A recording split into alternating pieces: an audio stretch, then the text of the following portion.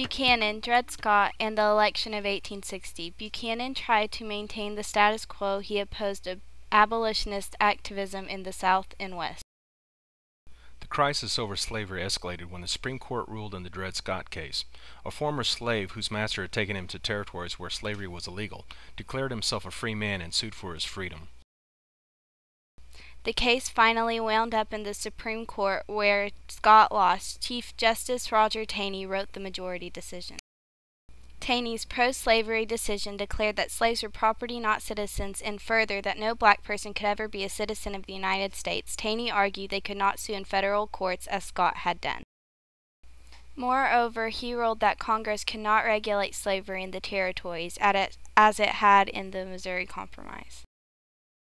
Taney essentially told Republicans that their goal of freedom for slaves in territories was illegal. In the North, the Supreme Court decision was viciously denounced. Meanwhile, the Democratic Party was divided along regional lines, raising the possibility that the Republicans might soon control the national government. When it came time for the Democrats to choose their 1860 presidential candidate, their convention split. Northern Democrats backed Stephen Douglas, Southerners backed John Breckinridge. A new party centered in the Upper South, the Constitutional Union Party, nominated John Bell. The Republicans nominated Abraham Lincoln. Lincoln attracted 40% of the vote and won the election in the House of Representatives. Southern leaders who wanted to maintain the Union tried to negotiate a compromise. Lincoln refused to soften the Republican demand that all territories be declared free. In December 1860, 3 months before Lincoln's inauguration, South Carolina seceded. Within months, 7 states had joined South Carolina. They chose Jefferson Davis to lead the Confederacy. Lincoln decided to maintain control of the federal forts in the South while waiting for the Confederacy to make a move. The Confederacy put a blockade around Fort Sumter to force the Union out. Lincoln sent ships with medicines and supplies to run the blockade and force the issue. The Confederate assault was good propaganda for the Union. No one died in this first battle of America's bloodiest war, the Civil War. The Civil War and Reconstruction. Civil War was not solely or even primarily about slavery. Northerners believed they were fighting to preserve the Union. Southerners felt they were fighting for their states' rights to govern themselves. As columnist Charlie Reese puts it, the North was fighting to preserve the Union, the South was fighting to preserve the Constitution. As late as 1862, Lincoln stated, "If I could save the Union without freeing any slaves, I would do it."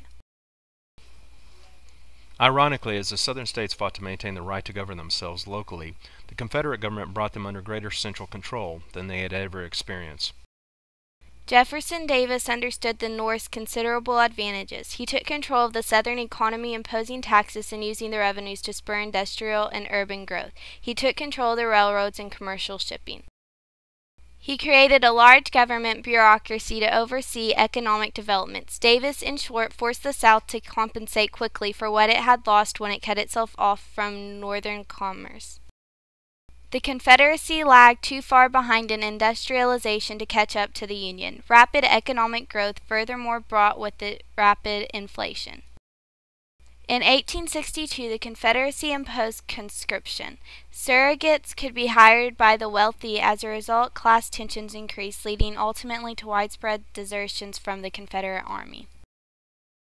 The Northern economy received a boost from the war as the demand for war-related goods, such as uniforms and weapons, spurred manufacturing.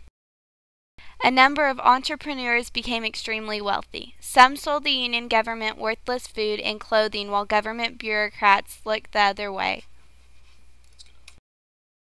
Corruption was fairly widespread. North experienced a period of accelerated inflation, although Northern inflation was nowhere as extreme as its Southern counterpart.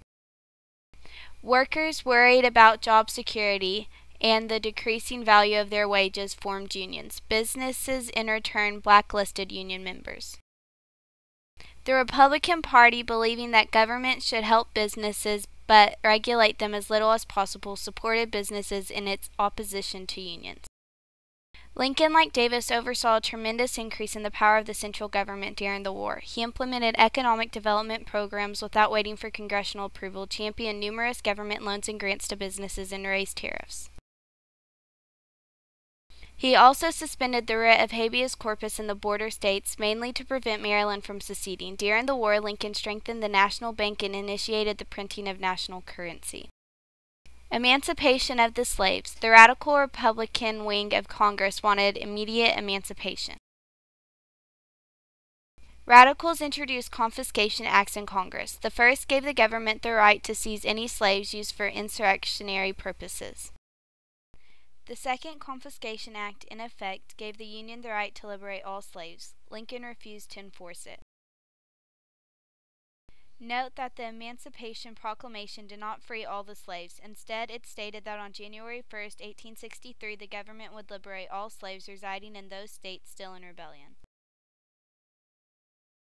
The proclamation did not liberate the slaves in the border states such as Maryland, nor did it liberate slaves in southern counties under the control of the Union Army.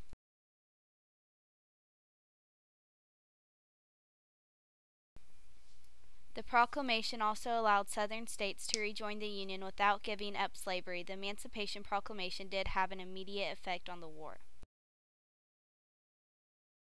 Escaped slaves and free blacks enlisted in the Union Army in substantial numbers, greatly tipping the balance in the Union's favor. Further, it discouraged European nations from recognizing and trading with the Confederate government.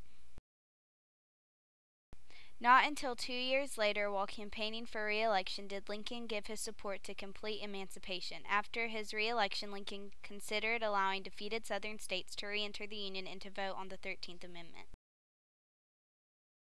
Lincoln also offered a 5-year delay on implementing the amendment if it passed, as well as $400 million in compensation to slave owners. Jefferson Davis's commitment to complete Southern independence scuttled any chance of compensation.